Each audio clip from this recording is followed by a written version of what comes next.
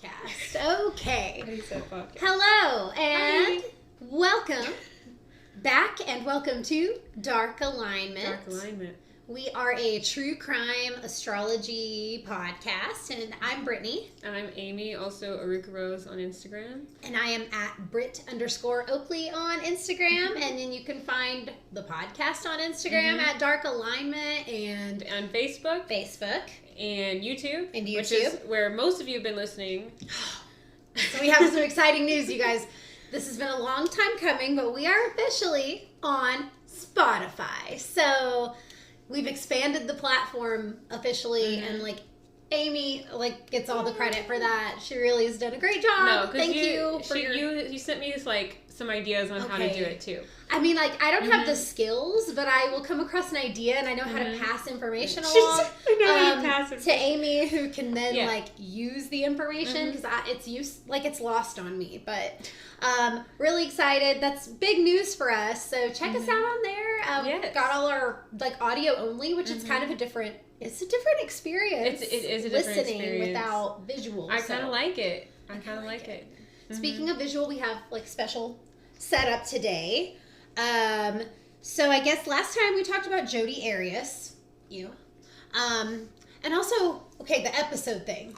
This is technically episode 13 now, but we're gonna call it season 2. We're gonna move into season 2. This is our second year. Yes. Of filming. Yes. And there are 12. I think 12 is a good amount for a season. Yes. Also, it's very astrology type of number. Of course. 12 houses, 12 signs, 12 episodes. And so this is episode 13, but also episode 1 of season 2. So if you didn't catch Jodi Arias, she's going to be episode 12 of season 1. Season 1. Finale. That's so cool. We had a finale, you guys. So again, like, subscribe, follow so you don't miss any episodes. Do all of it. We have a Patreon as well. We have a Patreon. You can support us there. Yes, we always appreciate that. So this week we are going to be covering the case of Casey Anthony. So big case. But really, this is about the tragic death of her daughter, CAYLEE Marie Anthony. So it's one of those things this case was so huge. I watched the whole trial. I was really kind of obsessed with this case. It was everybody was everybody who was at the time, and it's just I feel like CAYLEE gets lost in a lot of it, and I wanted to really highlight that. So we have lots of rose quartz and actual rose petals. We have a candle that we're burning for CAYLEE. Just want to remember this is about a small victim. So I'm going to go ahead and do the trigger warning. So this is an unsolved case. For those of you who don't know, not everybody knows. It's an unsolved case of a child death. So the victim in this case was 2 years old. And so it's very sensitive. And the fact that there's no definitive, we'll talk about it in detail, but nobody was held accountable. We'll just say nobody was held accountable for this death. And it's just extremely tragic and sad. So I'm still good on my New Year's resolution that I will be citing my sources. So Wikipedia, of course, so donate if you can. Biography.com was another source. And then over time, this is another one of those cases. I've written college papers on this case. I followed it from the beginning. It's one of those, I watched the entire trial. And so a lot of the information that I have, it's I've seen documentaries. I can't accurately cite all my sources on this case is what I'm kind of trying to say. That's reasonable, the way that you always are taking in this information over so many years too. Right. And then watching the trial firsthand. So a lot of it's going to be I can comment on her demeanor. I can comment on what she wore at trial. I can comment on kind of the contrast of just all of it. Her testimony, she was feisty as fuck too, but we'll talk about all of that, but much of it's firsthand account. So getting right into it, birth dates. This is kind of a weird one for me because, again, we have another Pisces. And there's lots of Pisces happening, lots of Virgo happening. And that's heavy in my chart also. So it's one of is, and I'm like, damn it, because she's almost my birthday twin. I would like to add that she's barely a Pisces. She was born on the cusp. She is. So she's right on the edge. Yeah, so, but we're almost birthday twins. Like, she is 1 year and 3 days older than me, which is gross. And another warning here, like, I strongly believe that Casey Anthony is guilty of something, like wrongful death or neglect, or whether it's accidental or not. Like, I feel like she's the person responsible for the death of CAYLEE Anthony. So we have a bias. Yes, and I want to make that known, so it's going to probably convey throughout my telling of the story, just so everybody's, like, aware of that. Although I highly doubt that she has many supporters that are, like, out there trolling on her behalf, like, to make sure nobody, like, shit talks her. Like, she probably does, actually, because there's some fucking... Never mind, that's weird. Okay, anyway. So, kind of, this whole case hit the spotlight once the suspicious disappearance of her daughter happened, because, like, CAYLEE Marie Anthony was adorable. Whenever she was, these, like, video clips of her, like, in these big pink sunglasses, and she kind of had this sweet little attitude and was like a sassy little toddler, like, she was so cute. America was completely captivated by this case. And then once the details kind of came out about Casey and who she was and her behavior at the time, and when her daughter was supposedly missing, that just drew so much more attention to the case. And also, of course, the fact that Casey Anthony is pretty. We find this over and over again, just like with Jodi Arias, that in America, the cases that do get the most attention are ones where it involves, like, an attractive female. Like, there's something that's gonna, make it a little bit more salacious, and her behavior definitely did that. But Casey was a pathological liar. The whole thing was, like, a hot mess, and we're gonna kind of get into who Casey truly is, aside from being just a terrible human. We'll detail how terrible. And yeah, this was just a media sensation, and Nancy Grace was, like, a huge part of it. I just, like... I hated her. Most people do, Nancy Grace. But I kind of just, like, I really liked her in this case. I like her tenacity and how aggressive she is for a female. Like, I feel like she's, like, a really, like, really empowered female, and so I do admire her for that. Right. Like, being in a man's world and being a prosecutor, and, like, and as a woman, I think hate is probably too strong of a word for me to use, honestly, but she did frustrate me a lot. But I could see with this case, like, that's kind of what was needed. Do you remember what she called Casey Anthony? No. I will never forget it, because it was, like, her thing. It was how she, like, explained her, like, in every, like, HLN segment. What was she saying? Top mom, da-da-da-da-da, today in court. Like, it was always top mom, which was kind of just, like, weird and gross, but also kind of funny. I don't know. I can see that. I can see her doing that. So that's what, like, that is what Nancy Grace kind of gave her that name, which is kind of funny. So I always associate it with that, like, tater tots. I always am like, top mom. This is great. Anyway, her young life, she was born in Warren, Ohio. She was one of 2 children.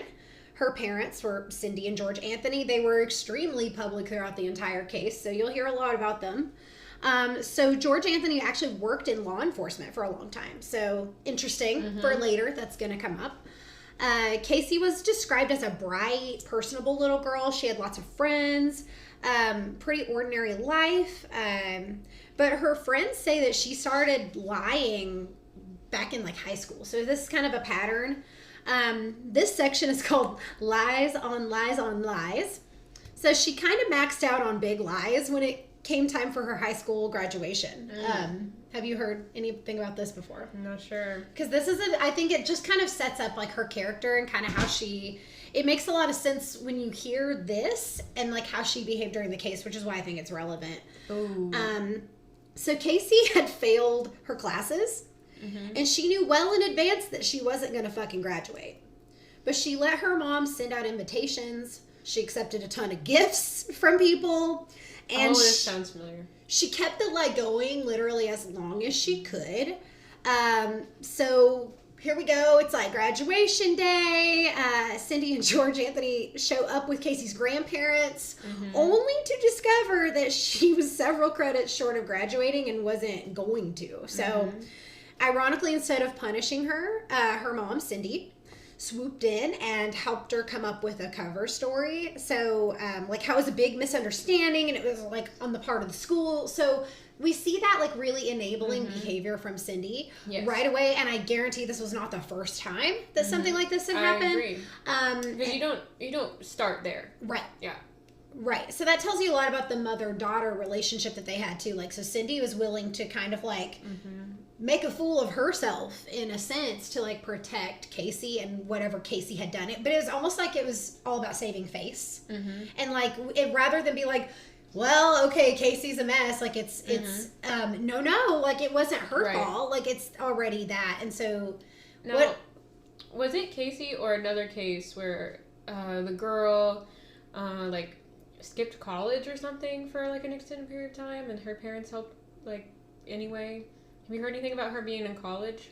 No, she did not go to college. I'm probably confusing it. I'm not good at this stuff. I don't think she got her GED even. I'm not really? sure. Yeah, I don't think she was bright, but she was failing all her classes and stuff. So I don't think college was, like, college definitely wasn't, like, a thing for her. But I feel like I know what case you're talking about. Oh, we'll have to talk later. Yeah. We'll do some. And if you guys know and want to leave it in the comments, like, maybe we haven't done our homework by then, or, like, help us remember, if that sounds familiar to you, for true crime buffs out there. So next we're going to talk about, like, mom life for Casey. So when she was 19 years old, she shocked her family once again when she started to gain weight, and her parents actually suspected she was pregnant. So Casey was, like, a thin girl, so it was going to show, you know, you can only keep it up for so long. At a certain point, it's, you know how it is. It's probably noticeable. For most, like, 98% of people, Right. And of course, like, Casey denied it when she was confronted. So her parents are, like, asking her if she's pregnant, and she actually claimed she was a virgin. So, of course. You know, then a few months into her pregnancy, she told her parents the truth. Again, taking the lie. Virgin Mary. Virgin Mary. Again, though, she took that lie as far as she could. Yeah. Until literally she was like, looks like I'm going to have to admit it now. So, weirdly, like, the identity of the baby's father was a mystery, and it's still a mystery. So she pointed to, like, lots of different guys, including her fiance at the time and her ex-boyfriend who had died in a car crash. Wow. Which is interesting. And then on August 9th, 2005, little CAYLEE Marie Anthony was born, and a friend of Casey said that she had discussed giving the baby up for adoption, but of course her mother, Cindy, highly discouraged this. Obviously, like, I feel like most grandparents would discourage that. That's just a generalization on my part. Then I almost think, why don't they adopt the kid then? I feel like Cindy would have. I really do. And you know, she kind of did, essentially. So this was, like, a big part. I don't think I even put it in here. Okay, yeah, I didn't put it in my notes, but just off memory, Cindy Anthony actually held CAYLEE before Casey did.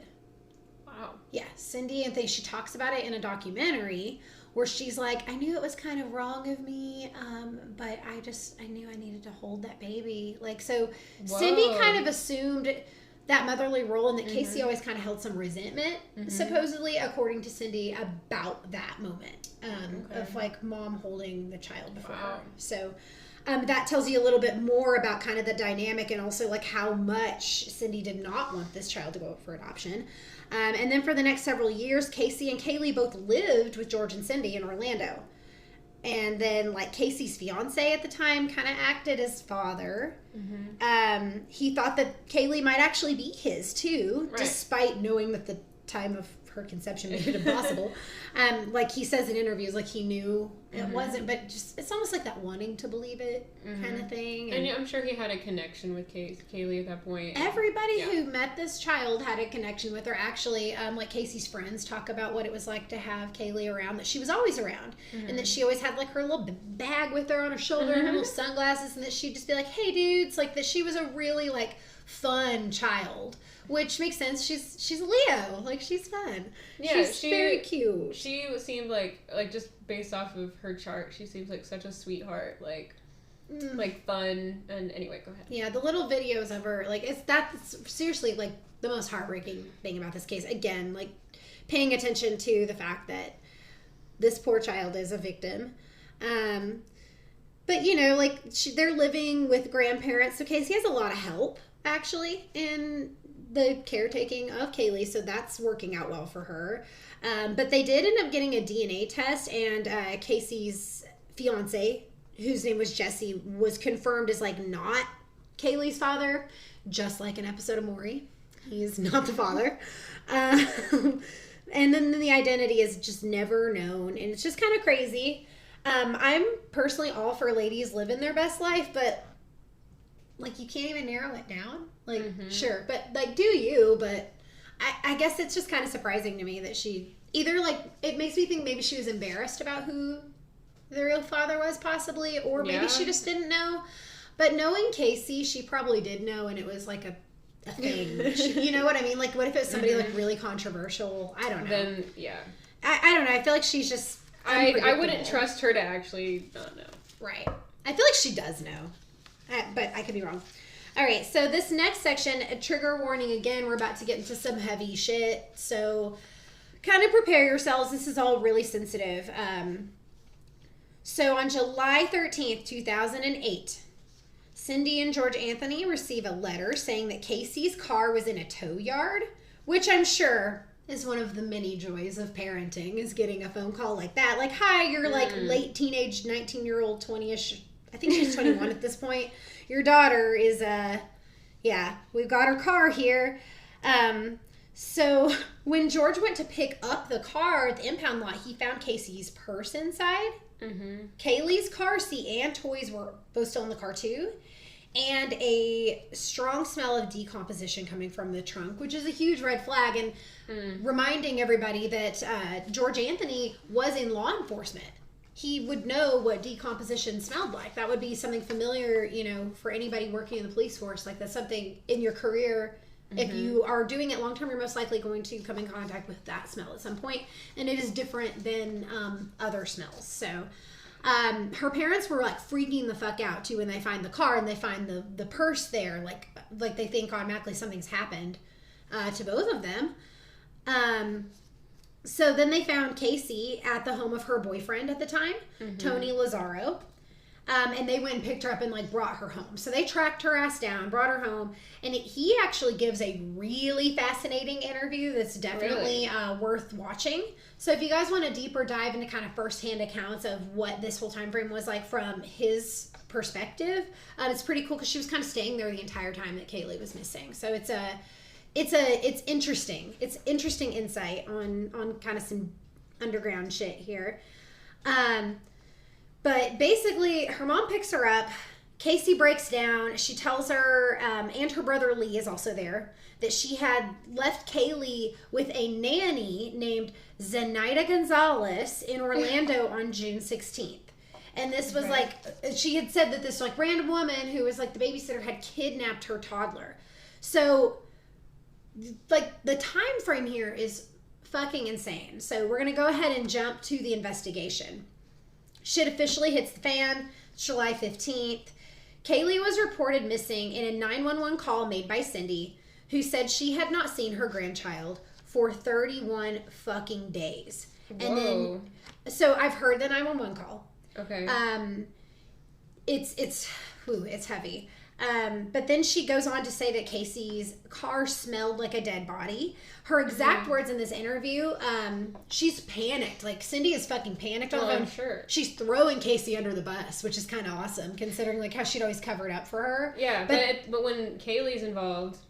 Yeah. Exactly. Grandma, like, fucking mentality kicks in, and it's kind of like, I'm done protecting my child, is kind of how I felt. Like I'm going to protect the innocent person here, which was CAYLEE, obviously. Yeah. But she flat out said, it smells like a damn body in the car. I've heard that. It smells like a dead body in the damn car. That's the phrasing, yes. And because it rings in my head. I can hear it in her voice. I can hear it. That was like her assumption. And so Cindy and Casey had given various explanations as to where CAYLEE was at the time. So, like, both of them are trying to give officers, like, when they start to investigate, like, different stories, which Cindy is kind of basing all hers off of what Casey's saying, so it's not super credible. But, like, one of the stories, again, was the fictional person named Zanny the nanny, before finally telling everybody that, like, she didn't know where CAYLEE was at all. Casey lied to detectives a lot. None of her stories made any sense, and she was overcommitted, as usual. Of course. To the lie. So, poor investigators. I feel bad for the investigators in this case, because it's like they're really trying to do their job and like know the seriousness of, like, there's a child missing. Like, that's not something that you fuck around with. Like, it's a time sensitive thing. They've already wasted so much time. She's continuing to waste their time. It's so frustrating. But after questioning Casey, detectives found multiple discrepancies in a signed statement she made about the disappearance. Her friends and family had never heard of Zenaida Gonzalez. Detectives, of course, found out that she didn't exist. There was no such nanny. They caught her in another lie. This one is so fucking epic. She literally leads investigators on a physical, like, wild goose chase. Of course. One of her alibis was that she worked at Universal Studios. She literally goes there. It's so embarrassing. It's so, like, I can't imagine doing this. Like, it's just, this would be like a humiliating experience. Like, on a dare, it reminds me of, what is that show where they all, like, dare each other to do, like, dumb shit? It's Impractical Jokers. It's really funny. Yeah, it's a really great show. It's hilarious. It's like these dudes, it's like a reality show, hidden camera style, and they dare each other to do stupid shit. And this sounds like something they would, like you're gonna lead a tour on this thing, and, like, here's your script. Like, I listened to a thing where, this is the case I've probably heard the most about. Okay. Yes. I listened to her take them through, and then, like, start to question her and get on to her about it. Like, well, the thing about it is that maybe isn't super known is the cops knew beforehand that she had never worked there.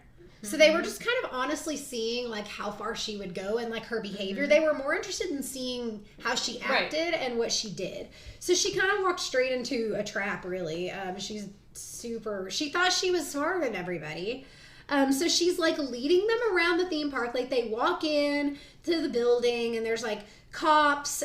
She's, like, smiling and waving at people. Like, they literally tell her, like, we don't have anybody working here by that name. And she's like, you're mistaken. And she, like, busts on through. The cops are following her. Again, she's just like, hey, y'all. Like, I don't think she said y'all because she's from Florida, but, you know. It's just, like, I don't know how she thought this would end. Like, that's, to me, is, like, there was no end game here. It's just her, like, I don't know. It's just too much. It's a hot mess. She eventually, like, leads them down this dead-end hallway and has to go, they don't work here after all. And the cops are like, really? Because we knew. Like, you're fucking stupid. Yeah, we did. Anyway, it's just such a mess. The case continues to, like, become a media sensation, too, as more and more stations are, like, reporting on the story, picking it up, noting the behavior, and all of this stuff starts to come out about her, like, party girl lifestyle, which, of course, like, people were all over this story. It just kind of had everything that, like, would capture attention. Which, on the one hand, it's like, cool, let's try to solve the case, but also, like, we're focusing on the wrong things, and also every case should matter this much. Like, don't get me started on marginalized victims not getting media attention. I could go off. That could be a rant corner. That'd be a great rant corner. I could rant corner the fuck out of that. Okay. If you're listening on Spotify, on YouTube, we have these little segments called Rant Corner. Thank you, Amy, for talking about rant. We only have, like, one rant that's, I think. We'll get some more. We're going to get some more, don't worry. They have to be genuine. We have to really be pissed off. I'm very pissed off about this particular topic. Let's write that down. Writing it down. Rant corner. And next I'm going to try to get us on Apple Podcasts, I think, next. That's what I've heard most people listen to most podcasts on. Yeah, we're, like, really branching out. So let me know. Yeah, what format? Forum? What's the right word? Platform? See, what platform? I'm really great at technology. What format? You're doing amazing. What format do you listen to podcasts within? Okay. Anyway, moving on. Okay. We're talking about Casey Anthony's party girl lifestyle. So a lot of pictures come out of her like dancing on bars, like drinking with all her friends, like living it up, laughing, smiling. She gets a tattoo that everybody's kind of really into. Do you know about the tattoo? Not sure. Okay, so it's on her shoulder, and she gets Bella Vita, so it means beautiful life in Italian, on her shoulder during the time that CAYLEE's missing. What? That's what makes it weird. It's like her child's missing, and she admits to knowing her child's missing, and then she gets the tattoo. There's a journal entry too, I think. A journal entry? If I can keep talking, I'll find it. If it exists. Sounds like hot goss. If I don't know about it, I'm like really impressed with your knowledge on this case. Because normally, if you guys are recent listeners or newer listeners, I usually don't know anything. Yeah, like Amy usually knows very little about the case, unless it's more recent. Like I think you knew a little bit about Jodi Arias, like knew who she was at least. Maybe not really. I don't know. Wow. I listen to this stuff, but I forget it. Oh, that's well. Still, I mean, it's one of those things of like, I remember you didn't know who John Wayne Gacy was. That was a really funny one. It was like you were calling him Gary. Gary, my man Gary. My man Gary. Okay, it says it was entered as it was circumstantial evidence, like maybe they couldn't use it or something. I'm sure it wasn't admissible. Okay. I don't think they... June 21st, I have no regrets. Just a bit worried. I just want for everything to work out okay. I completely trust my own judgment and know that I made the right decision. I just hope that the end justifies the means. I just want to know what the future will hold for me, because it's all about her. I guess I will see soon. Soon see. This is the happiest that I have been in a very long time. Oh my I hope that my happiness will continue to grow. I've made new friends that I really like. I've surrounded myself with good people. I am finally happy. Let's just hope that it doesn't change. Oh, I hate her. It makes me want to cry. It's really disgusting. And I do remember that. Once you started reading it... Then you're like, yep. As soon as I heard that I have, like, made the right decision or whatever, that I can't remember how she phrased it. I remember that now. Yeah. What It's awful. Cunt. Oh, my God. It's so gross. Okay, well... I'm glad that we got that in there, though. Actually, it's a really good segue into the next portion because it really paints the picture here, because trigger warning again, they found CAYLEE. So... Ooh, it makes me want to cry. On August 11th, 23rd, and 13th, 2008, those dates aren't in order. That's weird. Anyway, a meter reader called police about a suspicious object he found in a forested area near the Anthony residence. It was actually more like a swamp than a forest. It was like, we're talking Florida. We were thinking like humid, like a wetland kind of area, where the only reason anybody would go there was like, obviously he's a meter reader. He's going to be walking through kind of areas like this, but it was really close to the home. Again, is less than a mile from the house. At first he was directed by the sheriff's office to call the tip line, which he did, and he didn't get a return call. So he actually tried multiple times to report the body, and like nobody was paying any attention for whatever reason. I don't know why, because when you look at the time of this is like mid-August. This isn't like, I'm going to reference the JonBenet Ramsey case because that was Christmas Eve, where like it was the rookie shift on staff. The entire investigation was botched. It really compromised the entire case. This was not there's just no excuse for it, I guess is what I'm trying to say. Not that there was an excuse for the mishandling of the JonBenet Ramsey case, because that one's extremely upsetting. Again, a child victim where it's not handled, in the manner I would love to have seen. But with this, it's like that urgency. Like, so he waited a few days. He called again.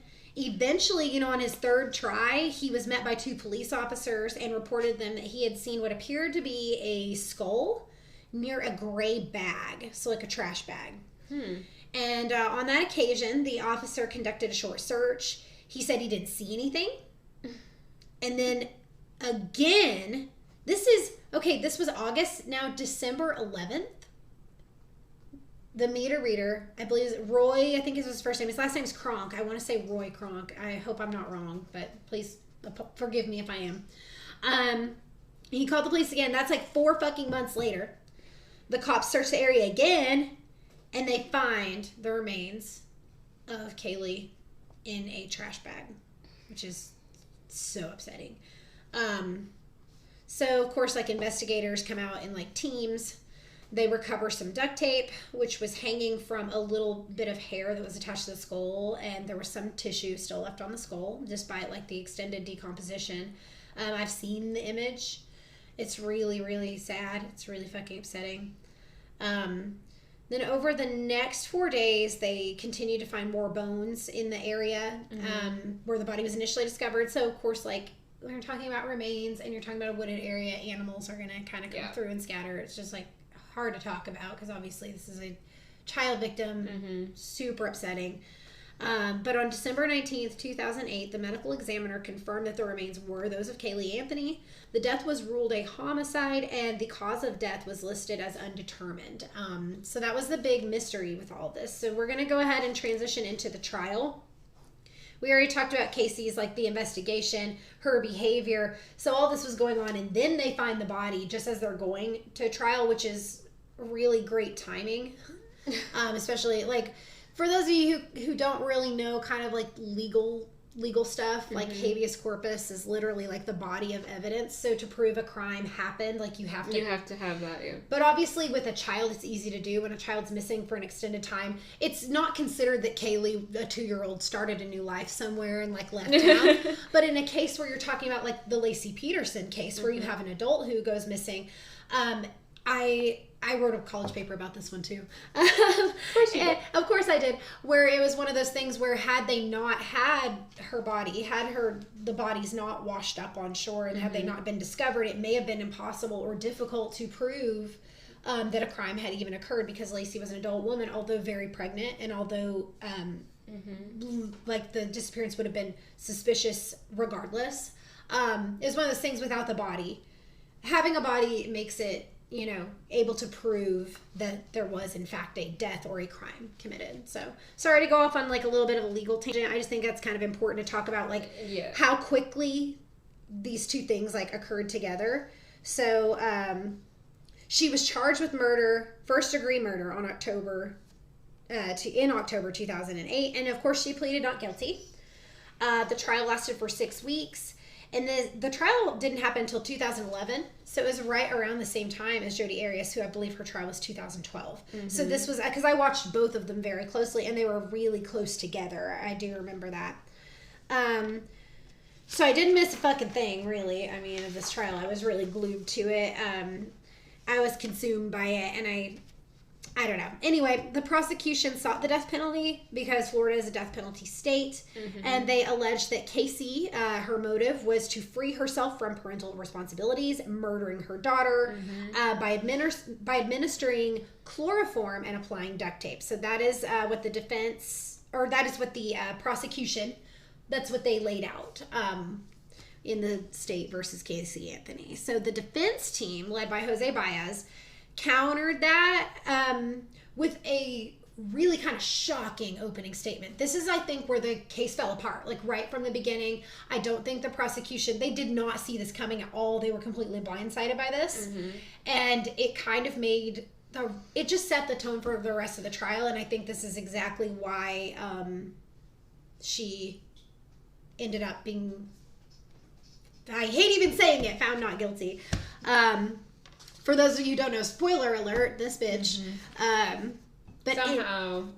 Well, this is how. This is exactly how. I'm tell you right now. So, Jose Baez, in his opening statements, says that CAYLEE Anthony accidentally drowned in the family swimming pool on June 16th, 2008, and that George Anthony disposed of the body. So, the fact that this was presented at the beginning was huge. Like, the prosecution couldn't prove cause of death. It had already been, like, they were trying to prove murder when, you know, the defense comes out fucking swinging and saying, yeah, here's how she died, and it was an accident, and this is what. So they are laying that out, and it just fucks the case, really, for the prosecution. Like, they were kind of dumbfounded in that moment. So it was really, like, shit. I remember watching it being like, oh, no. Fuck. Like, accidental drowning, like, they established a cause of death that had been undetermined. So that was big. And you have to prove murder happened to convict someone of murder, so it like plants that seed of doubt that the jury needs. Yeah. That's all the jury needs is reasonable doubt. They fucking did it in their opening statement. So like that's the end of my rant on that. I could do a rant corner on this as well. Sorry. Anyway. Patreon. The defense contended that Casey lied about CAYLEE's death and other shit because of dysfunctional upbringing. They said it included sexual abuse by her father and her brother, which is a really fucked up allegation if it didn't happen, because they're sitting in open court like staring at her. And Casey's not super credible, but I would hate to, I don't ever want to downplay somebody's survivor story either. So who knows what happened there? I don't know, whatever it was. Bad relationship, bad vibes going on with that going out in open court. Just basically defense never presented evidence to how CAYLEE died. They didn't have any evidence that Casey was sexually abused as a child. Or they didn't have anything to counter it either. The defense challenged every single piece of the prosecution's evidence. They called it fantasy forensics. Casey did not testify, which was the smartest thing she did, because the jury would have hated her. The prosecution painted the picture that Casey Anthony was a promiscuous party girl, unconcerned with her missing daughter, and was responsible for her murder. And then kind of like a big focus of the trial was a website search about chloroform. So apparently the Anthony's computer, their home computer was, again, this was like when it happened. This was like 2008. So desktops were still like pretty popular. Okay. Big clunky computers. So they did a search and they found like recent searches for chloroform. And of course, Cindy Anthony got on the stand and took responsibility for that. Does that sound familiar to anybody? She was like, I was trying to look up chlorophyll because I really love gardening, and I just like saw that. I just remember seeing it. And they were like, Cindy, do you realize that you have time cards at work saying that you were at work at the time that the searches were made? She's like, yes, I'm aware of that. Like, she was just like, no, I'm going to gaslight you. But I am gaslighting you right now. She was like, no, it was still me. Like, I don't know what the time cards say and what the witnesses say and what reality says, but I really was at home also making searches. It just, she kind of like committed to that, which was interesting. And then she like kind of started to like deny some of the things that she said on the 911 call about the car and everything. Like, which they ended up saying was like the smell of trash, because there was like rotten pizza with like maggots and shit and trash bags in the trunk, which... If you were, this is devil's advocate, if George Anthony really did, like, if the accidental death with George Anthony helping do the body thing, which I don't know the truth on any of this, if that were true, it would have been a smart idea with somebody with law enforcement experience to then take rotten trash and put it in a trunk where something decomposing had been. Like, that would have been, like, a pretty tactical move that I don't think Casey... would have thought of. It just seems like she doesn't have the wherewithal to fucking figure out how she's going to tell people she works at Universal Studios, aside from like showing up and walking around. She doesn't back up her lie. She just gaslights until people eventually figure it out. Right. Like, she doesn't have an end game. So this is a lot of forethought, and I just don't know that she had the capacity to kind of do that. She doesn't. But I also don't know if her dad would fucking cover for her, because I don't know. Anyway. I don't know if I talk about this at all in here. If I don't already...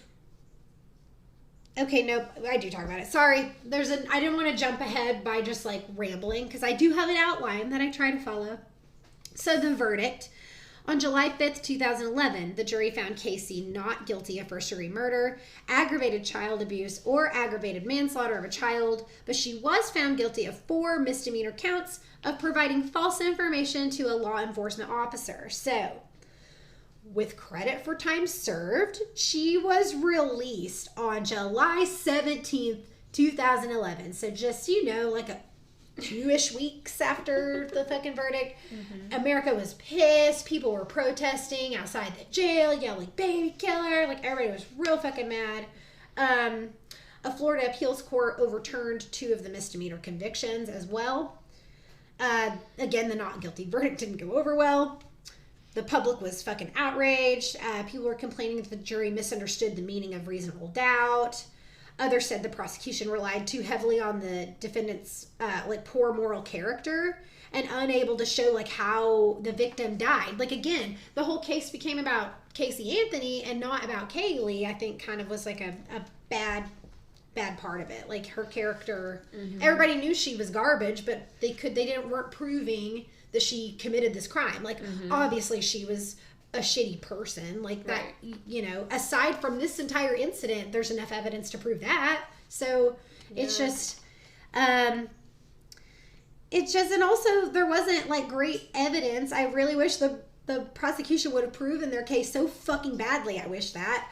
And the evidence just wasn't there because little Kaylee's body was left out in the swamp for months. And like it had been reported in August, and like you think about, this is Florida.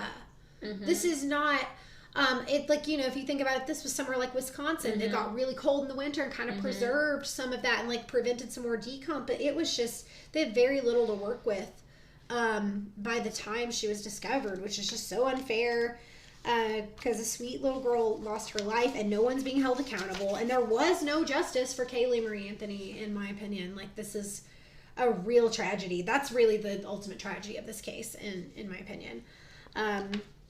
So the aftermath of it all. Time magazine described this case as the social media trial of the century. Jurors started speaking publicly about the verdict, saying that, like, I didn't say she was innocent, I just said there wasn't enough evidence.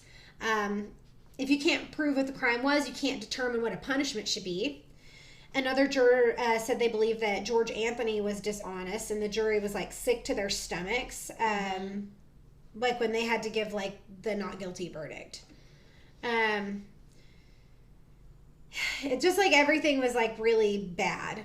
They thought all the testimony by her parents were like dishonest too. Like they were just kind of grossed out by the whole family dynamic, really. A final juror said, I just swear to God, I wish we had had more evidence to put her away. I truly do, but it wasn't there. She's not a good person, in my opinion. So It's like just more Casey is trash evidence, which is like stuff we already know. Okay, I actually didn't talk about it in here, but I thought I did.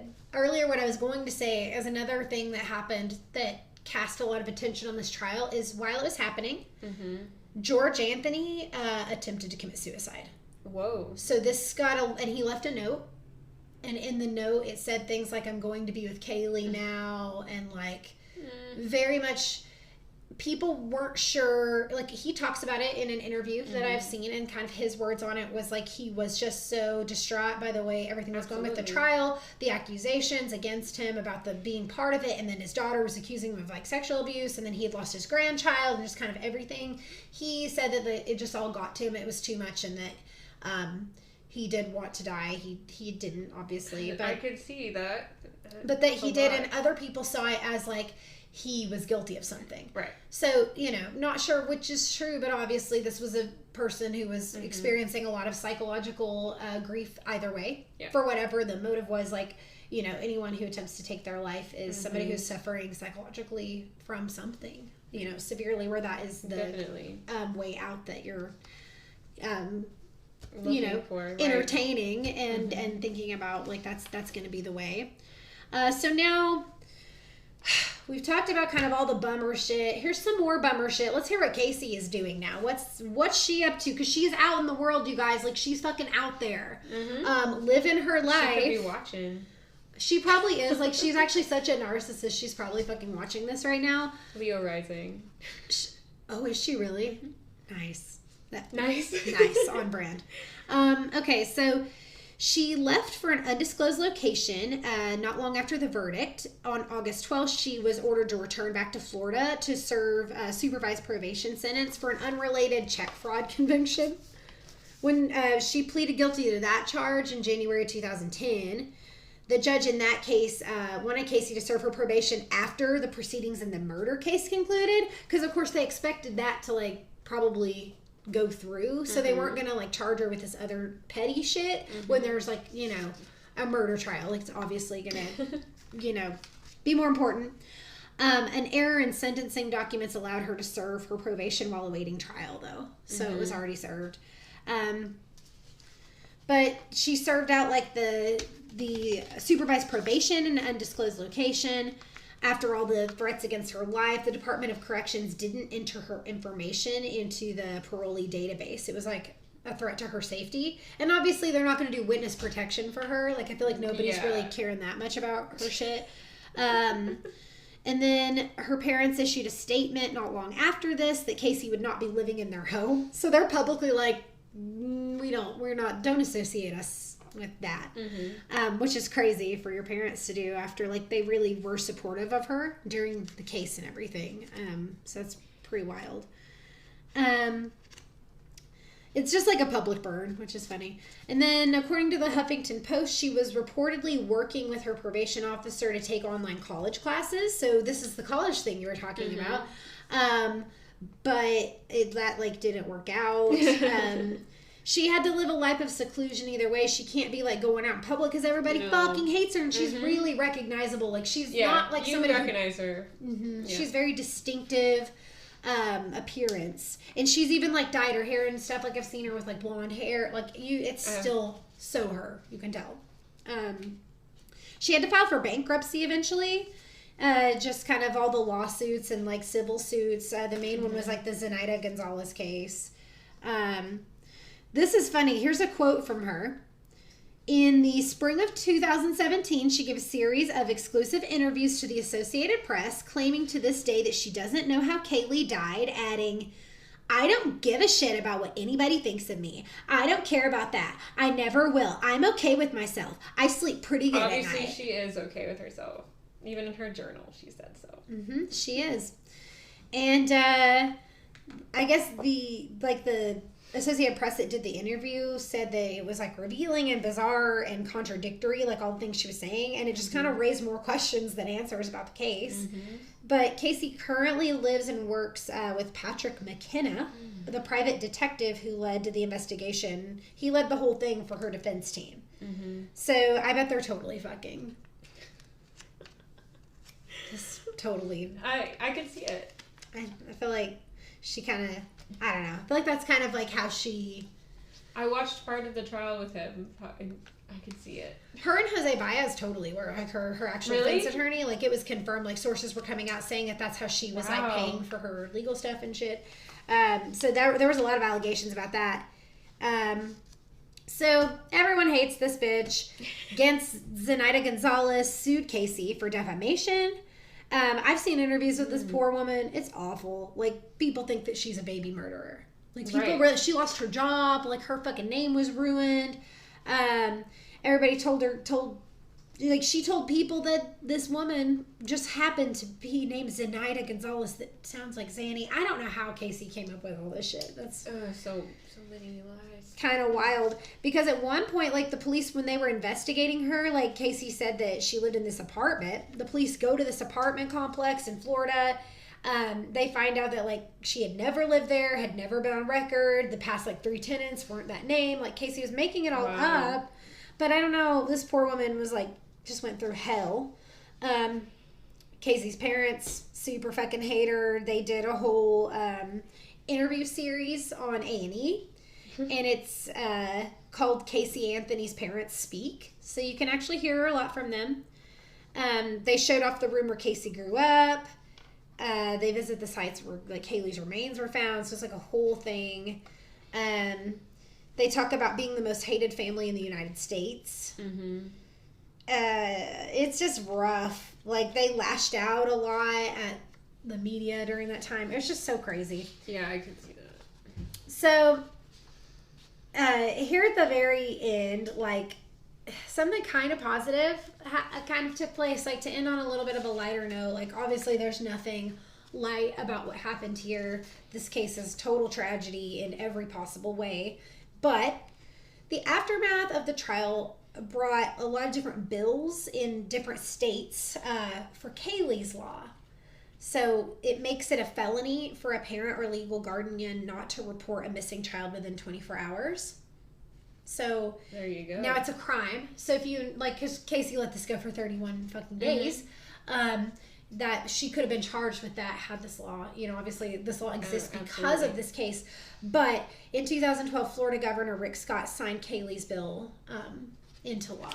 So, or CAYLEE's law, it made it official. And that, my friends, is the tragic death of CAYLEE Marie Anthony, and the story of her just shitty mom, regardless of like exactly what happened there. We really don't know. Casey Anthony, so heavy shit. I feel like I'm ready to see some charts and like kind of dive into something that's less All right. hardcore, maybe. I don't know, maybe it's more hardcore. I don't know, y'all. Oh man, Sorry. I've been just like going circles on her chart for a while.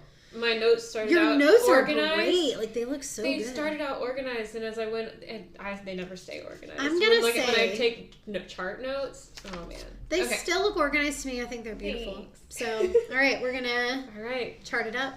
all right. Okay, We're back for chart time. we're back for chart time, everybody. Okay. It's the favorite time.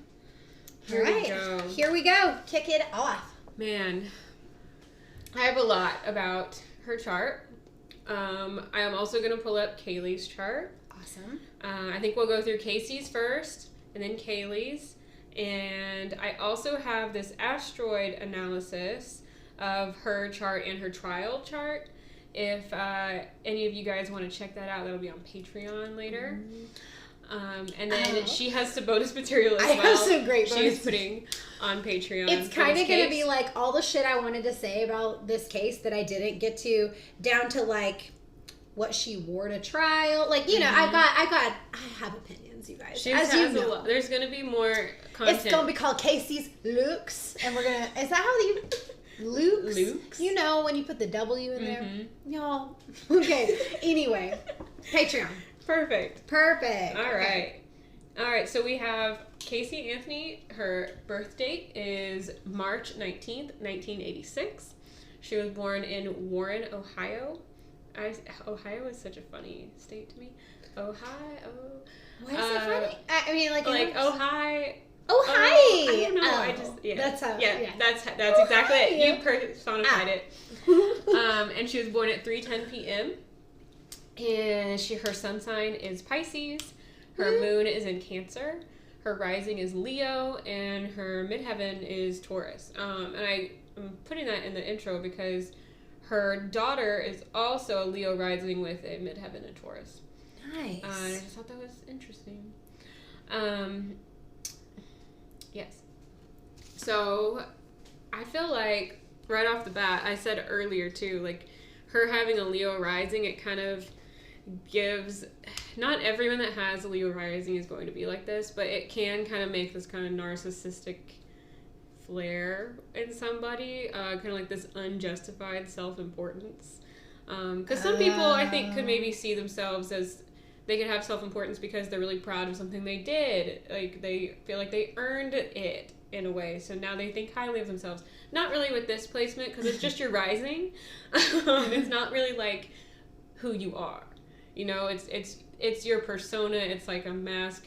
It's like a layer, the outer layer of you. It's not really deep down who you are. It's like a superficial layer almost, Uh-huh. which, like, yeah, and I can see that she does come off as a Pisces. I feel like she does come off more of a Leo than a Pisces, which just kind of like she seemed really outgoing, like really kind of like she has fire energy. Right, because her lot. sun sign is Pisces, but she is cusping Aries, so there's the fire there. Yeah, that's it. Yeah, it's really like that placement of the Alpha and Omega, the beginning and the end, right between Pisces and Aries, like that. Yeah, because you got the 12th house, first house. Yeah, Yeah. Aries begins every year, Okay. so it's an interesting placement to have a sun sign, because it's like death and rebirth, death, birth, type of placement, like the end of a cycle, starting a new cycle, and yeah, there's going to be a Pisces energy to her sun sign, but also this kind of fire, like something's about to happen kind of feeling. Ugh. That does seem like the way she just showed up in the world. It really does. Like, God. And then her moon being in Cancer, this is really the place of like the mother. The moon likes to be in Cancer. the moon really rules Cancer, so it's really this watery placement, emotional placement, but it is like the smaller of the water signs. It's not like a vast ocean of water. Think of like a lake with like. I've never thought of Cancer energy like that. That's I think cool. I think of the signs kind of how. How would you describe the 3 water signs, like different bodies of water? Okay. I'm really interested. So this is really how you feel about this. I take it on like, okay, so smaller bodies of water like are typically how I feel Cancer energy, kind of like like a lake or like a pond. I don't want to say that because it sounds insulting. But you know, ponds are great. They're great. And then Scorpio, people talk about it being really depthy, kind of like the ocean, and it's kind of that undercurrent type of feeling, and there's like a darkness to it, and you're not really sure. There's kind of like hidden things all around you, but also they're all there. Like you have to pick up on the undercurrents, I guess. I love that. I feel like that totally is all, like, makes sense for Scorpio. Okay. And then Pisces, you know, water is everywhere. Water molecules are everywhere. I see Pisces as every water molecule in the universe because it's really expansive that way. It's like, and it can. Pisces has this way about it of really becoming anything and connecting to anything. Being able to experience all things is kind of the idea of Pisces in a way. So that's literally kind of what water does. Like water becomes part of like... Yeah, it's part of like human body. It's part of like, it's an essential life. Wow, that's so cool. Thank you for sharing that. I don't know, I was genuinely curious when you said that. I was like, question. Oh yeah. So... Yeah, I can do that with all the signs. Oh, but maybe more stuff. I'm writing that down. More Patreon stuff because I love that. Okay, like an element breakdown, really. I've been thinking about typing that up somewhere. So think about that kind of expansive, kind of dreamy. You know, when you think about going to an astral plane or like when you are asleep and you're in your dream space, your intuition, people talk about connecting to higher source. That kind of like when you do Reiki, I feel like that's kind of connected. That's exactly what it is, because Reiki is life force energy, so you are pulling from like that vital life source that just exists in all of us and around all of us. It's very Pisces, you guys. I love being a Reiki healer. I love Reiki, so yeah. So she's got that like dreamy aspect to her, and then that's another one of the more. It's a positive to Pisces, but it can also be a downside to where. It's easy to get lost. It's easy to kind of like... Can confirm. Yeah. You can fall into that fucking ocean sink. Like, it's easy to do. Get caught up in it. It's not... You're not grounded in any kind of way like that. Like, you're not limited to the material world or this plane. Pisces energy really just can, like, go wherever it wants, which is really beautiful and amazing, but also... It's overwhelming. So if, maybe those of you with strong Pisces placements can confirm, like, you're going to have all of these kind of dreamy hopes about life, and you're going to really be experiencing a lot more emotionally and in your head than, like, anything that's actually happening, because you're kind of 100%. Venturing off into, like, exploring all of these other things. And a lot of people use that as an escape when they have a Pisces placement like this. I feel like we're just talking about me right now. I feel like we're just sharing my, like, my framework. So now do you like that Casey has a similar sun sign? No, I don't like it, but I do like, kind of viewing my own sun sign in a different kind of a way. It's nice. But also she does have like that, like you said, that cusping of Aries that's going to kind of change the energy. And obviously I have a different moon and a different rising. Like I've got earth and I've got air. I don't have a whole lot of fire in my chart. So it's different. It is different. But that Pisces energy is really strong. And cutting into Aries, it gives her a lot more kind of physical ambition to do things, to like make something happen. A little bit more... Aries is not all that patient type of energy. Like, if she's... My mom's an Aries. I get it. Like, if she's kind of like dreamy and hoping and aspiring for all of these things, and they're not happening, the Aries part of her is going to get agitated. just in her sun sign alone, if that makes sense. So there's an irritability there on that cusp. Anyone who's around that cusp is going to kind of... hear it when she talks, actually, in interviews. Like, she goes from, like, real calm to, like, she gets real irritable and just kind of snippy, like, real fast. That just, that fire, it comes out. Oh, God, I'm excited. I'm excited. So it's interesting that you said when she talks, because her Mercury is conjunct her sun sign, and Mercury is your communication and your thoughts, your mentality, how you're thinking, planning, a lot on your communication and how you speak. So that is going to come through in how she thinks, which is why I feel like when Mercury is in retrograde in Pisces, there is a lack of foresight there, and that's one of the notes I made. So when she is telling these lies, they're kind of fanciful, and they're kind of like in this other world, like I'm just gonna, like, this is reality right now, like, I don't have anything to back it up. It's very escapist. Yeah. There's not anything really in the real world. There's nothing concrete about it. There's no end game. There's no logic. It's literally just like, it is very Piscean. Yes. I'm dreaming this right now, and like, I'm not really here. And if it wasn't in retrograde, maybe even you could find like a really creative type of logic in here.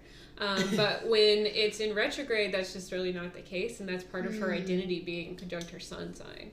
Whoa. But positive traits off of this placement, because I do know people with Mercury retrograde conjunct their sun, it can make you very artistic, especially in like a water sign like Pisces. I mean, she could have had some really, like, she could have been kind of poetic maybe, or artistic in some way. I don't know if Casey had any talent. Like, I really don't. Like, like we maybe talked about, she connected to music a lot. I don't know. She loved to dance on bars, and I feel like that's connecting to music. Maybe. As a person who does pole dance, maybe we right? don't know. Like, maybe we won't know that part about her, but I really could see something like that in her chart. Yeah. And then to go along with that Aries irritability, frustration, aggression type of thing coming up, there is a square to Mars and Uranus. And the way I kind of put this in my notes is, like, she has this kind of electric fire of inner conflict. Ooh. Right. So she's, Uranus brings this electric feeling, this erratic type of feeling, like in kind of an individualistic, like unique. Here we go, my computer. It's very spontaneous kind of planet, and then Mars having that fire, that passion, that ambition, that like aggression behind it, that warrior type of energy. Together, it's like it's its own little monster in her head, and really conflicting who she is and how she it's like an inner battle always going on with her. Is it more of like an identity issue, or is it like a, I don't know. It can manifest different ways. It's in her 5th house, and then her sun is in her 8th house, right? Yeah. I can't. You don't want me to confirm.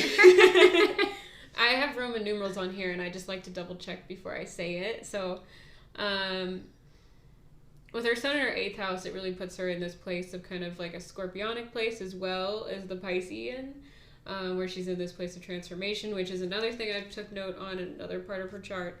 So there is a lot of things in her chart that like double over, which is interesting too. It's like just to reinforce this. It's like kind of like intense of like solidifying it, right? So like I could see a lot of people looking at her chart and coming to the same conclusion based on like several layers of things in her chart, if that makes sense. Okay, so if you look at this section, you're going to arrive at this conclusion, and probably the same thing at this other section and this other one, and all signs point to garbage. Hot garbage, Casey Anthony. Okay, anyway, sorry, what? Absolutely. Man. The astrology confirms. Hot garbage. And having this be, with all of her placements here, this feeling of her inner conflict, the electric fire of inner conflict, it keeps her, she's always going to be turning to this feeling of feeling restricted and looking for an escape. And she does have this stellium in Sagittarius, which is where the Mars and Uranus placements are, along with Juno and Saturn. and all of these are really pointing to like a general theme of her looking for this type of freedom and this kind of adventure for her life. Okay. Kind of makes sense. She has this longing, like she needs to find her freedom. And then Pisces wanting an escape. And then her Mercury in retrograde there, like not really giving her solid way to figure out how to do that, like logically, how to plan that. It's a big conflict with that motive of wanting freedom. And literally when they talk about her motive being, how did they word it? Like like living a child-free life, basically, like getting to just, you know, live her best life essentially, and like do whatever the fuck she wants without having any responsibility. Like Casey isn't somebody who wanted to have a job. She didn't want anything with her responsibility. She didn't have a house of her own. She lived with her parents or she lived with boyfriends, and somebody was always kind of taking care of her kids. She actually didn't really ever fucking have a nanny. She didn't need a nanny. She didn't have money to pay for a nanny. Like, it's all the things that are like, she didn't have the foresight to make any of that happen anyways. And then I don't think she fucking wanted to. I think she was like, in a weird way, she was like lazy in a practical way, but like really driven in like this she was other way, able to manipulate. But that's like kind of where she. And that is a water sign thing as well. I think the water signs kind of manipulate in this emotional type of way that she liked to bank on because she couldn't plan for herself to make her situation better. But she always had this kind of free-spirited drive to her. But she wasn't able to make that solid, like a good life plan for herself. Right. Let's see. I don't have any other notes on her sun because we're already talking about that. I see her really only... Her sun is quincunx, her South Node, and Pluto. And this is a feeling of her being stuck in her past. And I'm sure before the case, it was her being stuck in how she grew up and things like that. But really, as she goes through this case, it's going to be her always stuck to this case. Right. She can't escape this. She really can't. You can't fucking escape this. No. And it happened pretty young, earlier in the first half of her life, which is really indicated by that South Node. Because she's right now, because she's a year older. She's a year and 3 days older than me. She's 34 right now. Like, she's still really young. Like, yeah. And this case happened a long time ago, because this was, like, the actual death was in 2008, and the trial was in 2011. Like, and this has been almost a decade, and I guarantee this woman still can't, like, go to the store. No. And people are going to know who she is. She's always going to be restricted into that, stuck in her past. And then she has her South Node and Pluto, they're in Scorpio, in the third house. So especially in the community, that third house is like your community. She's always going to be stuck in that within the community. It's going to have to do with this darker, deeper, taboo element of her life, death, Scorpio. And then having Pluto there just really reinforces that. Pluto is one of the rulers of Scorpio. So it's, again, like doubling over, just reinforcing where she is. And then, let's see, what else did I write on her sun? She has her sun sign, quintile Chiron, and sextile Lilith. And this is showing some self-liberation. That's her only... how she would see it as her only way to feel the light in herself. To feel her own light would be to go through this really... and her Lilith is in Gemini, which is very cunning, manipulative type of thing, type of placement. Really, when you can liberate yourself through this placement, it can seem very cold. And she does.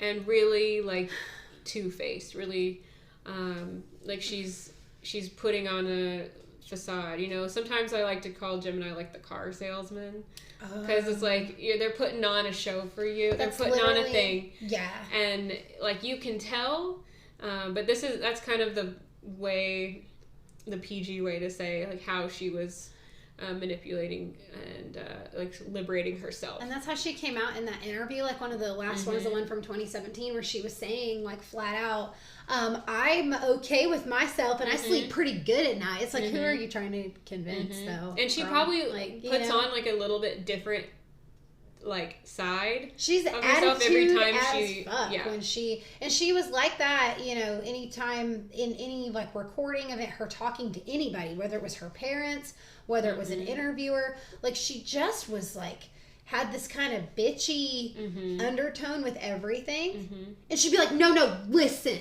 like she would kind of say things like that to people, like almost like trying to command everybody and like exert control in this way that was just like talking to people like they're stupid. Yeah. And like she of course was the victim. Which is very Gemini. Like, you know, Gemini is kind of what's the word? Like common sense. So Gemini, a lot of times, maybe if you're arguing with someone with a lot of Gemini energy in their chart, or maybe they have like a Lilith or something that would have to do with an argument or manipulating in their chart, in Gemini, like they might kind of pull this card like trying to undermine your intelligence, like well, like a obviously flashback. I knew better than you, like obviously this is what makes sense, and it's very arrogant feeling, right? And then they're able to kind of give you different sides of their personality to suit their argument, which can be very compelling in the right situation. It's an air sign. I have some disdain here from past relationship trauma. No. Oh, I feel that. But her Chiron is also here, so what's ironic in a way is that that's where her trauma is stemmed from. Wow. Right, so she probably kind of learned this energy based off of her having to experience the dark side of it herself at some point. And she was probably, that's another thing with this placement, is when you have Lilith and Chiron together, like it can create this thing where it really depends on how you approach it. You have to really resonate with the way you go about helping yourself if you have this placement, because if you're not careful, you liberating yourself can just cause yourself more pain. And it can be this cycle because it's the same spot on your chart. But there's another way to go about it where healing in like a really genuine way, you know, not taking these self-liberating shortcuts like killing your daughter, can really help you and really bring light to that Lilith placement where you feel like you're using that energy for good in your life. So she has a sextile to the Lilith placement, and then I was going to say she has a quintile from her sun to Chiron. And so quintiles are a lot about coming up with like creative solutions. So she found a creative solution from her pain to be able to feel her light. Wow. I mean, it's just dark in this case. Yep. It's like a... it's also square her Vesta, which I haven't really talked about that yet. Her Vesta is on the tail end of the degrees of Aquarius. So this placement shows a lot of her deeper devotions being towards independence, individuality, not really being afraid of being apart from the rest of the society.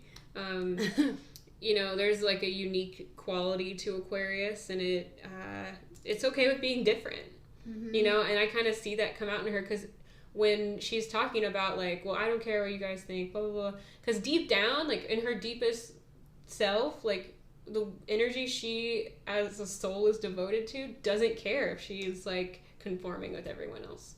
Wow. She really doesn't. She genuinely means that then. I guess I think she genuinely does. I think part of it, the outer layers of that feeling might be kind of like a coping mechanism, but deep down I really don't think she does care. You're probably right. I mean, that would, yeah. And then her Piscean energy as well, like she's not really holding herself to like, there's no part of her that's holding herself to a code like that. She has no moral code. Like, I really just don't see that in any part of her chart. And it makes sense. And usually, I could. I just don't. That's funny. Well. Yes. Anything more on Casey? I have more. I do have more on Casey. Well, we could. Yeah. I do have one question about her, though. Where is her north node? I'm just curious. Did you say it's on the first few degrees of Taurus. On the. Okay, interesting. Mm-hmm. I was just curious when we were talking about south node. I was like, I wonder where her north node is. Mm-hmm. But anyway, we can. Yeah. Well, her north node. That's one I asked you before this. Her north node being in Taurus, and she has Pholus on there conjunct her north node as well. And her midheaven is in Taurus. So she does have like a good amount of energy sitting in Taurus that she's expressing.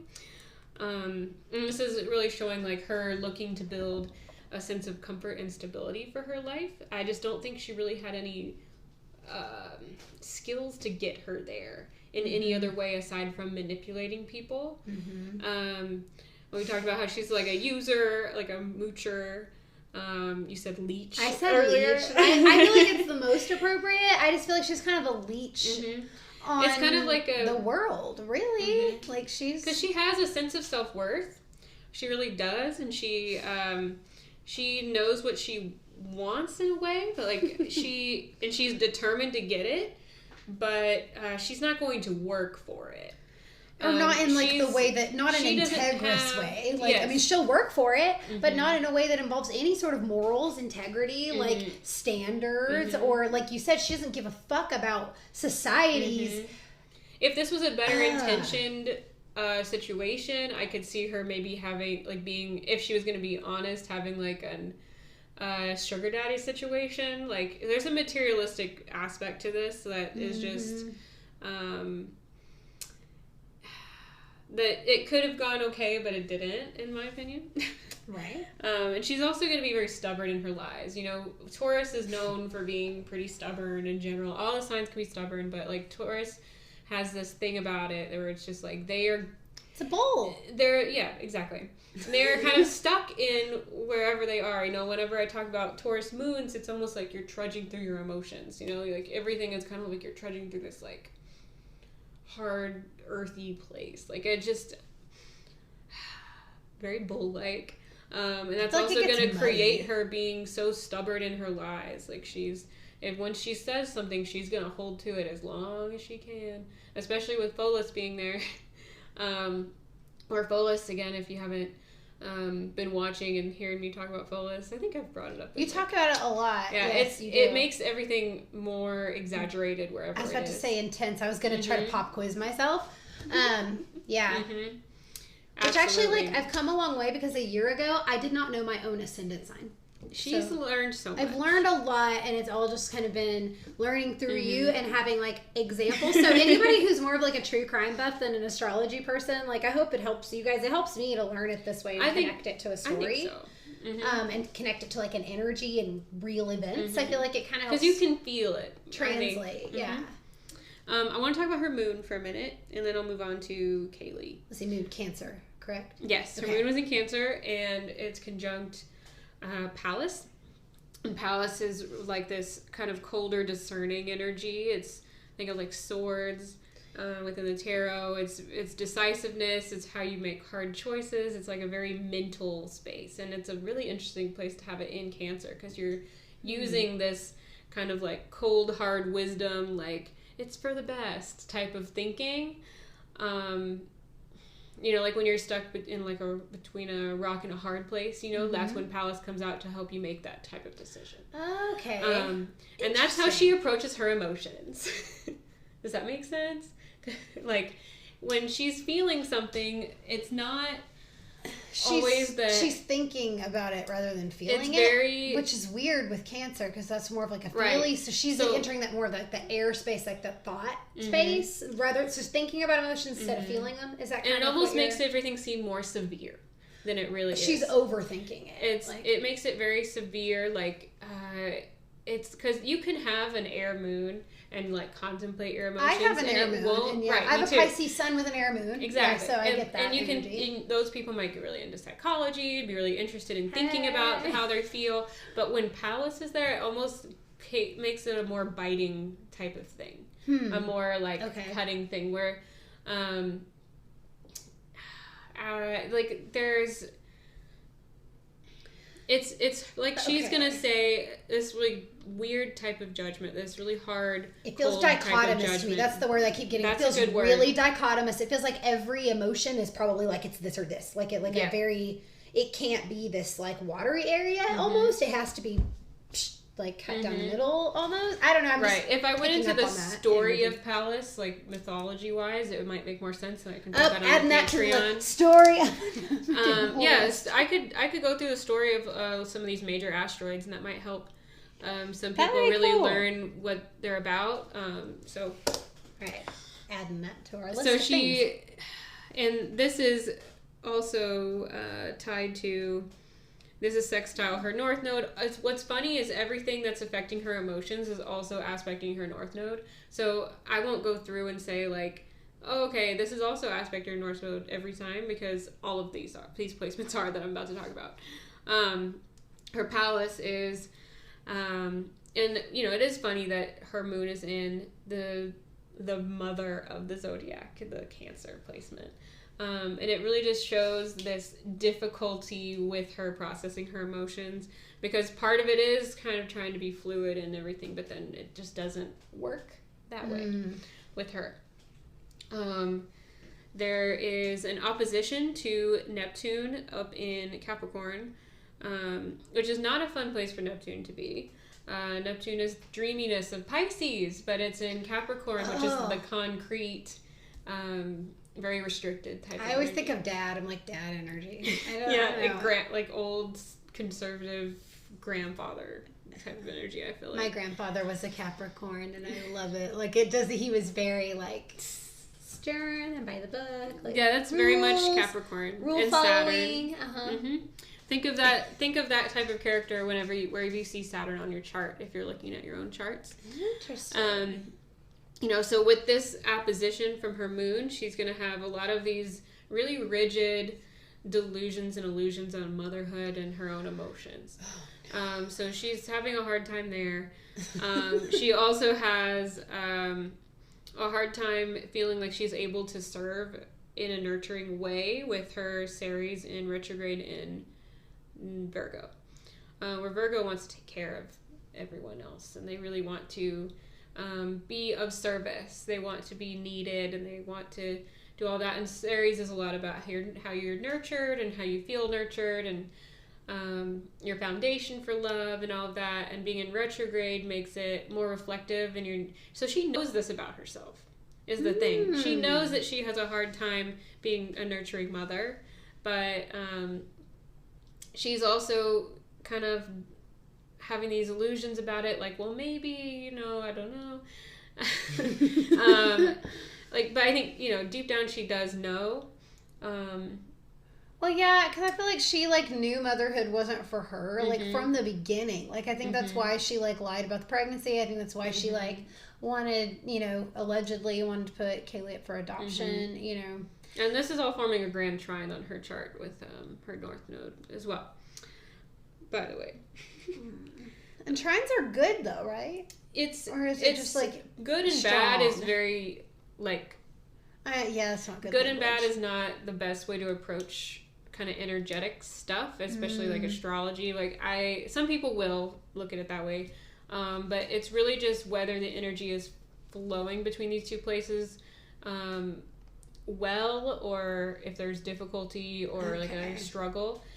So when there's a trine, it's like an effortless flow of energy, if that makes sense. Okay. It's like a natural. And a grand trine can be really powerful. Because a triangle is really the strongest structure, and it's very well supported on itself in the chart. So interesting. Another aspect on her moon is this trine to Jupiter, which shows this magnified emotions. It can also show her being more apt to try to escape them as her, when she would see that as self-growth. Because Jupiter can really show growth and expansion as well. So, and it's in Pisces. Okay. So Jupiter in Pisces, I don't know if some people will take a Jupiter in Pisces placement like in a spiritual type of way. But not everyone. Sometimes I can see that. She is probably feeling like definitely amplified emotions. And then she has Saturn quincunx her moon, which is another feeling. It's in Sagittarius. It's another feeling of her being stuck in trying to find her freedom constantly. She's always blocked in like this type of restriction. And then her Juno is there. So she's very committed to this freedom, like very committed to trying to find freedom. And oh man, all these little notes here. And then another aspect to her moon was this trine to Pluto, which is conjunct her south node, which is, we already talked about her past and being stuck in her past and her trial. So her moon, she is in a way, I could see her being able to be at peace with this, which is very irritating. And almost like impressive in a way. Like, I have trouble being okay with like my most embarrassing moment in the third grade where I misheard some instructions and made a total fucking fool of myself in front of like all of my peers. I have trouble dealing with that. And she has made peace. She is able to make peace with this, and it's also another grand trine from her moon with Vesta into that placement. So that's why I say that. It's all kind of, connected here on her chart. That's what I'm saying, like, there's a little, like, doubling over of information. But she, and having that Pluto in Scorpio where it is, Pluto, the moon trine Pluto brings this heightening of your emotional sensitivity and your psychic perception.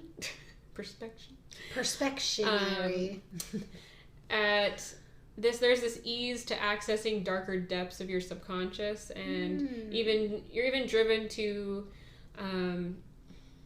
dive into the emotional depths of others in a way. There's a lot of really powerful feelings here, and you can be transformed by this type of intense energy there. And I think that kind of dark depth transformative placement could really get her in the mindset to where she felt like in combination with all these other things on her chart with that palace placement, like she felt like this was the best option. This is for the best. It's really dark and terrible, but this is for the best. Wow. I think she was kind of able to like go to the darkest point with that and come back up. Wow. With her moon sign. That's I like the way you explain that. Thank you. Very descriptive and good. I try. And just feels very accurate to like how she.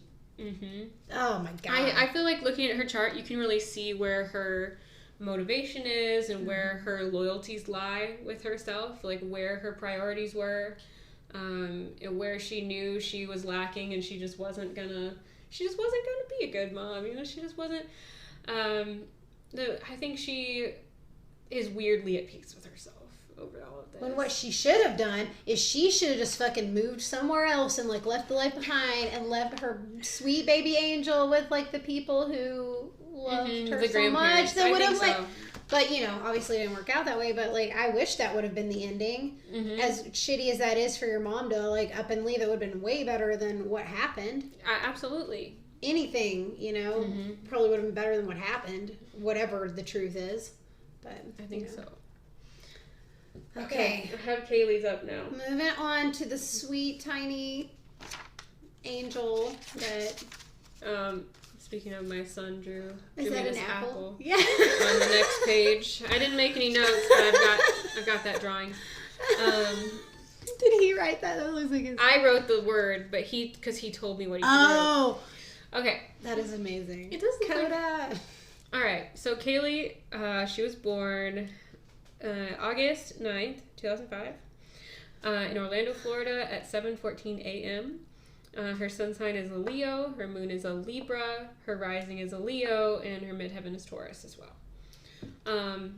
Oh, that's another thing I was going to say with Casey, is that with her North Node and everything being in Taurus, like, after the case, she's going to really be trying to find, like, comfort in her longer term with the rest of her life.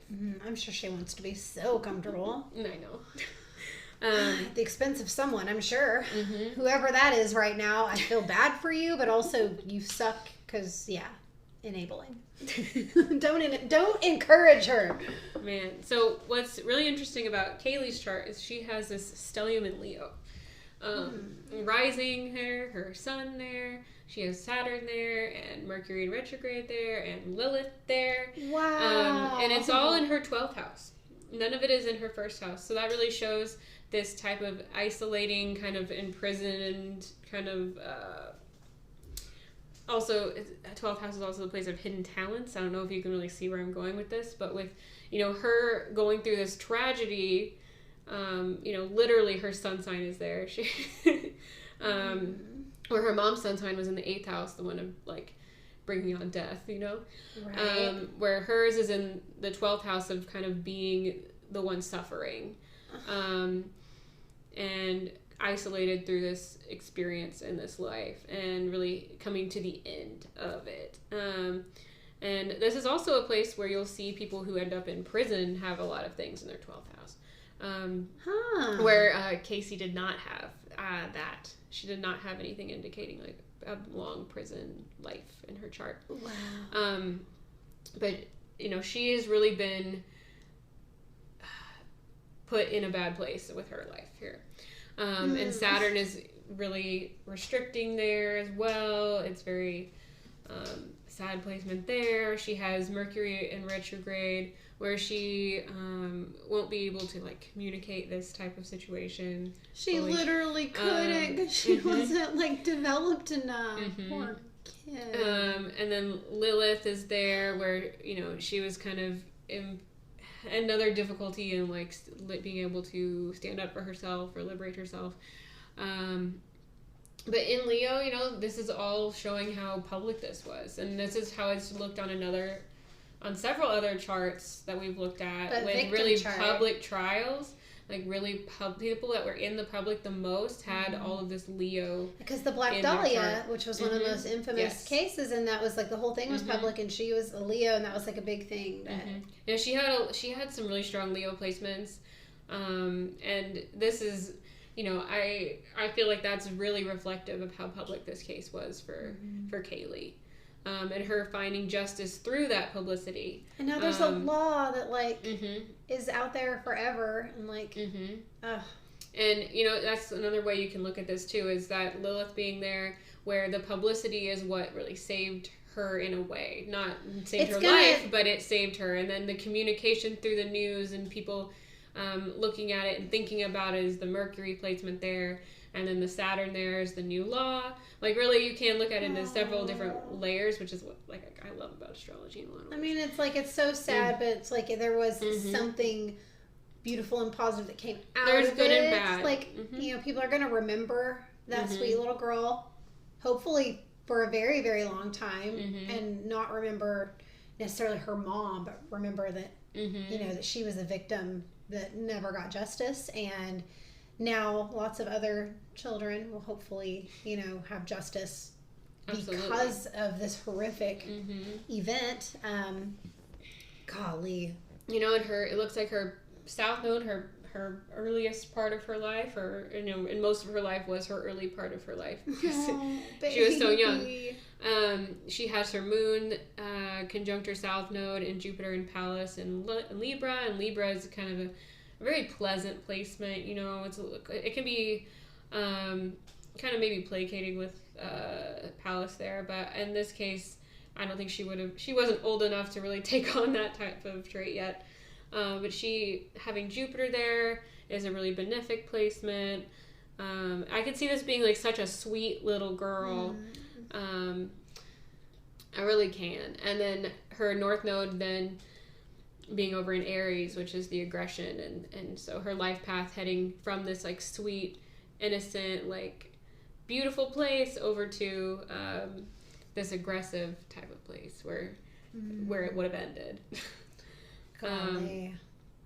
Let's see.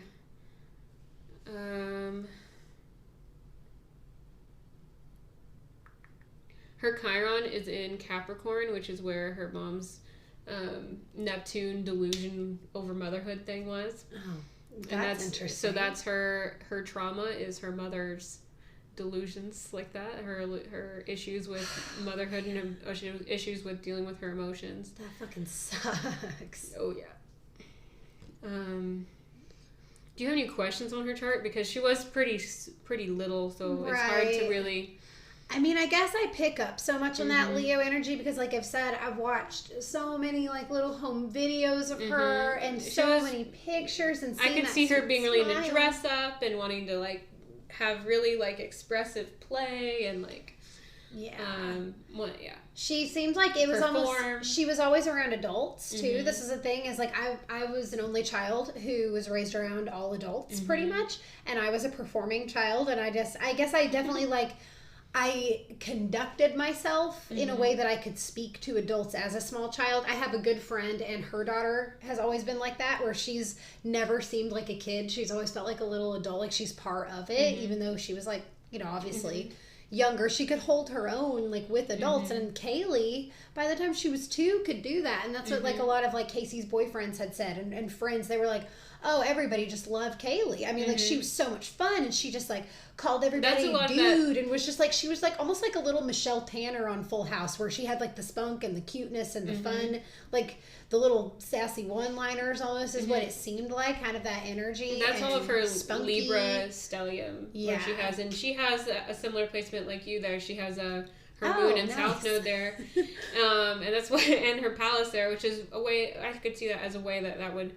manifest in a younger form, is her being able to think more kind of like severely rationally over things, and especially being in Libra, that's a lot of like communication and looking towards others before yourself. So, and she was like, especially when you're around adults, she was like pretty advanced too for being 2, like, you know, because she was a toddler. She was closer to 3 than she was 2, so she was, you know, not like in like complete toddler stage. She was moving out of that, and like had language. She could speak. She could do, you know, short sentences and little phrases, and like, you know, between 2 and 3, kids are developing so rapidly, and speech is the main part of that, where they are learning to communicate. And so she was at like a place where she was definitely really a strong energy for adults, like to be around too, and they loved her. And she really, like she needed to be lovable for her, you know, for this case to get where it did. So I mean, I'm serious. Like, if you guys like, I highly recommend people just like watch a sweet little video clip of CAYLEE Anthony. It will make you like sad, but it will make you smile, because she is just so precious, and like you can just feel her warmth and her light, and it's so sad. It's a sad case for sure. It is sad. But damn it. Anything else on the chart that you're like feeling called? I know we have a section that we're gonna do like Patreon stuff, so we'll save it for that. So I think we'll move on to getting our Patreon segments done, and if you want to close this out. Cool. We'll close it out. Like, again, thank you guys for being here. That was a heavy story. I feel like it's a good way to kick off season 2, though, kind of like a bigger case, a little bit of heaviness. We are going to kind of lighten up for you a little bit next time. We've already picked our case we're going to talk about next. It's not as big of a case. You actually may not have heard of it, but it's interesting. It's got very interesting. It's a quirky case. It's like twists and turns. It's one that you're if you I highly doubt you know about it. If you do know about it beforehand, like once you hear it, like let us know, because like you're a true crime person that I want to like pat you on the back for it if you know the case. But if you don't know the case, like you're not going to want to miss it, because it's kind of mind-blowing. It's really interesting. It's shocking. It's going to be good. When I told Amy about it, she was like, "Nuh-uh, what?" And we actually went on a deep dive during our like transition time, and we were both like looking up all kinds of stuff. We were like, "Yep, this is the case we're doing." So definitely be listening for that one. And again, you can now find us on Spotify. Fucking cool. Again, we've been talking a lot about Patreon this week, but we are on Instagram at Dark Alignment, at Eruca Rose, at Britt_Oakley. Interact with us. Let us know what you think. If you have any suggestions for for cases you want to hear this season. We are entering spooky season as we're getting into the fall and the harvest. Let us know your favorite scary cases. Yes. Really creepy ones. Give us some creepy ones. We want to pick like something shock value for Halloween this year. We did some good ones last year. Last year we did Ed Gein, so we really we really went there. Go check out Ed Gein. Yeah, episode 8, I believe. I know. I'm not going to say I believe like I don't fucking know. I absolutely know it's episode 8. But anyway, guys, thank you again for being here, for showing up for us, for being patient with our schedule. We're going to have more consistent episodes coming out for season 2. But in the meantime, please take care of yourselves. Stay awesome. Love yourselves. And we'll see you again soon. Bye. Bye.